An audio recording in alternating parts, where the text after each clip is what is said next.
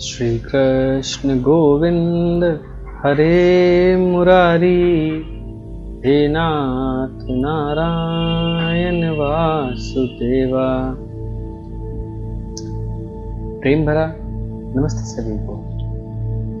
आज हम एक बहुत ही महत्वपूर्ण विषय कहें या फिर हम कह सकते हैं आज हम एक बहुत ही महत्वपूर्ण प्रश्न पर बातचीत करने जा रहे हैं। संभवतः ये प्रश्न आपके जीवन में आपसे कई लोगों ने करा होगा। जब आप किसी अनजान व्यक्ति से मिलते हैं या जब आप इंटरव्यू देने भी जाते हैं, तब आपसे ये प्रश्न हमेशा किया जाता है, हु आर यू, अर्थात आप कौन हैं। जब आपसे कोई कभी भी प्रश्न पूछता है कि आप कौन हैं, आप उस पल में बिना सोचे समझे अपना नाम, जगह, पता, आपकी जो शैक्षिक योग्यता है, आप उसका विवरण दे देते हैं। लेकिन क्या कभी भी आपने शांत मन से अकेले बैठकर ये सोचने की कोशिश करी है कि आप सच में कौन हैं? अगर आप अपने आप से कभी ये प्रश्न पूछें कि हु एम आई, मैं कौन हूं, तो आपको क्या उत्तर मिलेगा? अगर आप ये कहते हैं कि जो आपका नाम है ये आप सच में हो, तो क्या अगर हम आपका नाम बदल देते हैं तो आप वही रहोगे? उसके बाद में आप कभी अगर ये कहते हैं कि जो मेरा शरीर है ये मेरा एक रूप है। अगर मैं आपसे कहूं कि कल आपको कोई एक्सीडेंट हो जाता है, ईश्वर ना करे, अगर उसमें आपके हाथ पैर या कोई दुर्घटना घटित हो जाती है, तब भी तो आपका अस्तित्व जो है वो वही रहेगा। अब आप कहेंगे कि आपका मन, वो आप हैं। जो मन होता है, बचपन में आप कुछ और चाहते थे, जब आप थोड़े और बड़े हुए तब आपकी कुछ और अलग चीज़ों की इच्छा हुई। चलिए, ये तो हम बहुत पीछे चले गए, वर्तमान में आते हैं। सुबह आपका मीठा खाने का मन था, आपने मीठा खा लिया। दोपहर होते हुए आपको कड़वा खाने का मन होने लगा। तो जो मन है वो भी तो आपको परिवर्तित हो रहा है। तो सच में आप कौन हैं? आपका नाम, वो भी आप नहीं रहे। आपका शरीर, वो भी आप नहीं रहे। आपका जो मन है वो भी आप नहीं रहे। अब आप कहेंगे जो आत्मा है वो मैं हूं। अब एक बात बताइए, जो आत्मा है, क्या आपने कभी सच में जानने की कोशिश करी कि आपकी ये आत्मा कौन है?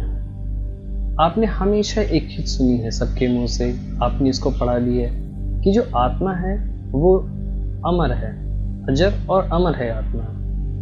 जो शरीर होता है ये उस आत्मा के लिए वस्त्र के समान होता है। जब इस वस्त्र का समय पूरा हो जाता है तो आत्मा इस वस्त्र को त्याग करके दूसरे वस्त्र में चली जाती है।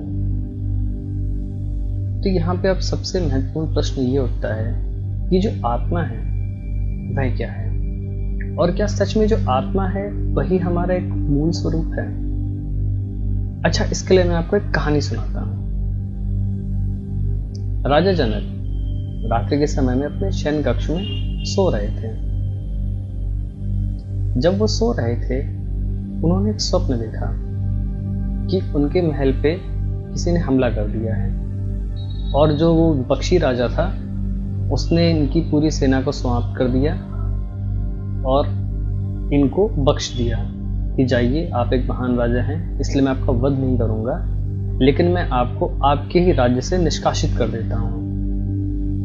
ये राजा बहुत ही घायल अवस्था में थे। राजा जनक अपने राज्य से वो किसी तरह वहां से निकलते हैं। उनकी जो प्रजा थी वो उस समय उन्हें देख रही होती है कि जो हमारे राजा हैं, जिन्होंने अब तक हमारे पूरे राज्य का पालन पोषण करा है, आज वो इतनी गंभीर हालत में है और वो इस राज्य से जा रहे हैं, लेकिन हम कुछ नहीं कर सकते हैं, क्योंकि वो भी एक नए राजा के रूप में बंधे हुए थे। क्योंकि जो नया राजा था वो उस समय राज कर रहा था। वह किसी तरह अपने राज्य की सीमा को त्याग करते हुए आगे बढ़ते हैं। वह आगे जाकर देखते हैं कि वहां पर एक जगह भंडारा चल रहा है। भंडारे में वहां पे खिचड़ी मिल रही होती है। वह वहां पे जाते हैं, धीरे धीरे पहुंचते हैं। वहां पे एक बहुत ही लंबी कतार होती है। पहले तो सोचते हैं कि वो राजा हैं, आगे जाके खड़े हो जाएंगे। एकाएक उन्हें याद आता है कि इस समय तो वो एक सामान्य व्यक्ति हो चुके हैं। वे भी चुपचाप उस लाइन में लगते हैं।